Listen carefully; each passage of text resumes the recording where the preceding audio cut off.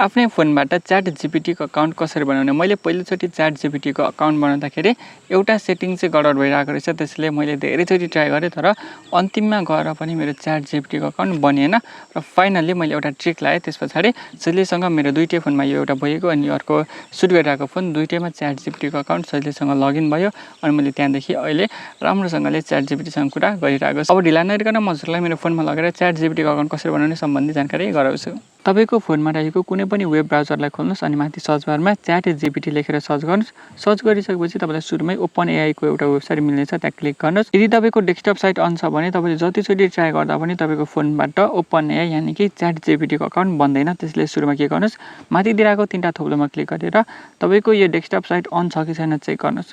Desktop site on छ भने त्यसलाई तुरुन्तै डेस्कटप साइटबाट हटाइदिनुस्। एकचोटि हटाउँदाखेरि के हुन्छ नि कहिलेकाहीँ मिर्से भएन, तपाईको के हुन्छ थाहा भएन। एकचोटि मैले डेस्कटप साइटबाट हटाएँ र फेरि पनि के भने डेस्कटप साइट नै अन भयो। त्यसैले मैले फेरि के गरेँ, तीनटा थोप्लोमा क्लिक गरेँ अनि त्यहाँदेखि डेस्कटप साइटदेखि हटाइदिएँ। अनि फाइनली मलाई के भयो भने त्यहाँनिर साइन अप अथवा लगइन गर्ने अप्सन आयो। यानी कि मैले अब सजिलैसँग मेरै फोनबाट ChatGPT यानी कि OpenAI को मैले अकाउन्ट सजिलैसँग बनाउन सक्छु भन्ने अप्सन मैले त्यहाँदेखि प्राप्त गरेँ। अब तपाईले यहाँ के गर्न चाहनुहुन्छ, लगइन कि साइन अप? म चाहिँ साइन अप गर्न चाहन्छु। तपाईँ पनि साइन अप होला। साइन अपमा क्लिक गरौँ।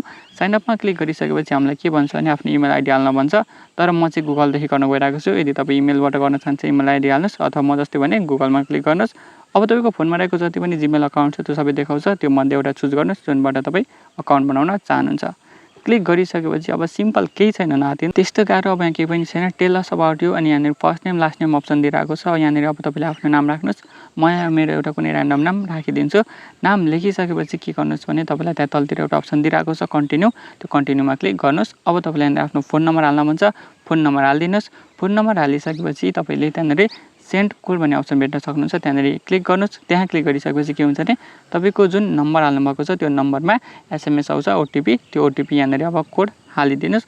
कोड हालिसकेपछि के गर्नुपर्छ, तपाईँ केही चिन्ता नलिनुहोस्। कोड हालिसकेपछि तपाईँको के हुन्छ भने अटोमेटिक यहाँनिर साइन इन भइहाल्छ। तपाईँले न त ओके गर्नु पर्यो न त के गर्नु पर्यो, हेर्न सक्नुहुन्छ। यहाँनिर कोड आइसकेको छ, म कोड हालिदिन्छु। अनि अब के हुन्छ भने सिम्पल छ, केही नै छैन, मात्रै कोड इन्टर गर्ने हो। अनि त्यस पछाडि हेर्न सक्नुहुन्छ मेरो फोनमा ChatGPT को अकाउन्ट खोलिसकेको छ। हेर्न सक्नुहुन्छ मलाई यहाँनिर टाइप गर्ने अप्सन पनि आइसकेको छ। तर त्यो अगाडि हामीले यहाँनिर नेक्स्ट गर्नुपर्ने हुन्छ। हेर्न सक्नुहुन्छ के दिइरहेको छ, तपाईँ चाहे त पढ्न सक्नुहुन्छ अथवा सिधै म जस्तै नेक्स्ट गरेर यहाँनिर डन गर्नुभयो भने तपाईँको फोनमा सजिलैसँग ChatGPT को अकाउन्ट बनिनेछ। आशा छ हजुरहरूलाई भिडियो मन पर्यो। यदि भिडियो मन पर्यो भने एक लाइक गरी कमेन्ट बक्समा 2-4 वटा राम्रो शब्द कमेन्ट गर्न नबिर्सिनु होला।